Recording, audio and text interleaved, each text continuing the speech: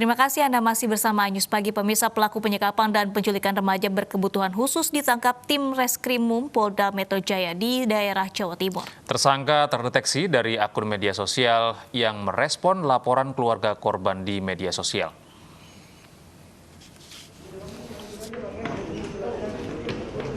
Pelarian tersangka penculikan remaja berkebutuhan khusus di Kemayoran, Jakarta terhenti di rumah indekos daerah Jombang, Jawa Timur. Tersangka menyekap dan menculik siswa kelas 7 dengan modus iming-iming akan mempekerjakan korban sebagai pembantu rumah tangga di Jombang. Betul bahwa tanggal 8 September kemarin tersangka melakukan penculikan terhadap anak di bawah umur, katakanlah melati. Dari tersangka, polisi menyita baju dan foto dari media sosial yang dikenakan korban. Rencananya korban akan menjalani visum untuk melengkapi berkas pemeriksaan.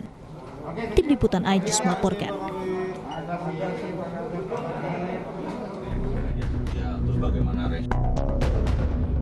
Kasus penculikan dan kekerasan seksual terhadap remaja berkebutuhan khusus di Kemayoran, Jakarta Pusat terungkap setelah pihak keluarga melaporkan korban menghilang sejak 8 September.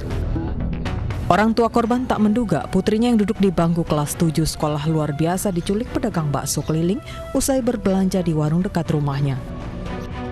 Tersangka biasa berjualan bakso di sekitar rumah korban.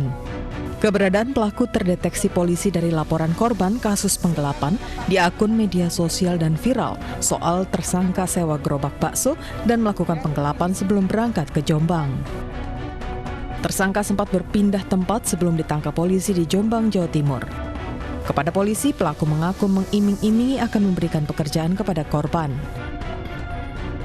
Tersangka dijerat pasal penculikan dan pasal perlindungan anak dengan ancaman 15 tahun penjara. Dari Jakarta, Tim Liputan iNews melaporkan.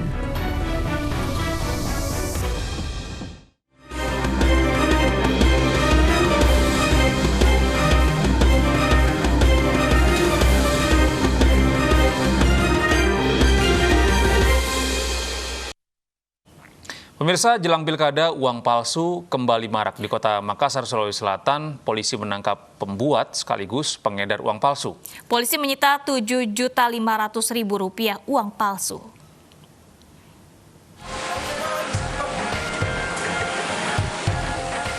Polisi Minggu malam mengamankan Ahmad Sardan, pelaku pembuat dan pengedar uang palsu. Pria 24 tahun ini ditangkap saat memberi telepon genggam dengan uang palsu.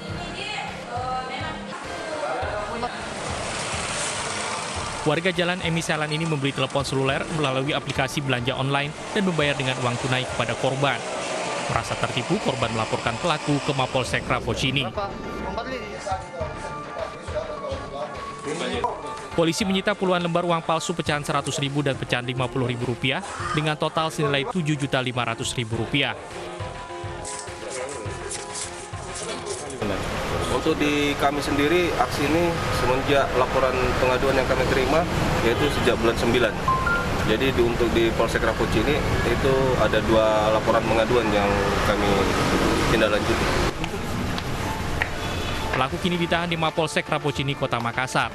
Polisi masih memburu satu pelaku lain yang melarikan diri. Dari Makassar, Sulawesi Selatan, Muhammad Durbone, iNews melaporkan. Sementara itu, pemirsa, Badan Pengawas Pemilihan Umum Bawaslu Kota Surabaya menertibkan pemasangan alat peraga kampanye atau APK pasangan calon pemilihan wali Kota Surabaya yang tidak sesuai aturan. Pemasangan alat peraga kampanye dilarang di 124 ruas jalan.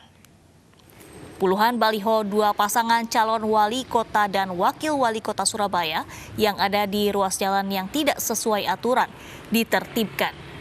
Alat peraga kampanye APK yang ditertibkan oleh Bawaslu dan Satpol PP berada di 124 ruas jalan. Ruas jalan tersebut dilarang untuk pemasangan APK. Pemasangan APK berupa baliho dari kedua paslon yang melanggar aturan telah dikoordinasikan dengan paslon kepala daerah tersebut. Bawaslu Kota Surabaya akan bertindak tegas dan menertibkan semua bentuk pelanggaran APK dari kedua paslon jika terbukti tidak sesuai aturan.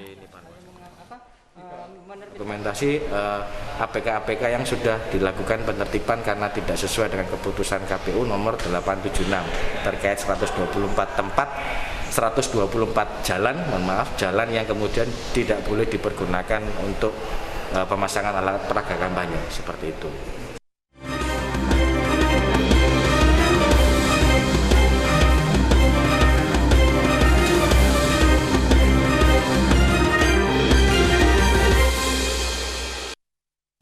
Vaksin Sputnik V buatan Rusia terancam gagal produksi lantaran dikritik tidak layak oleh para ilmuwannya sendiri. Informasi dari mancanegara akan kami hadirkan usai jeda.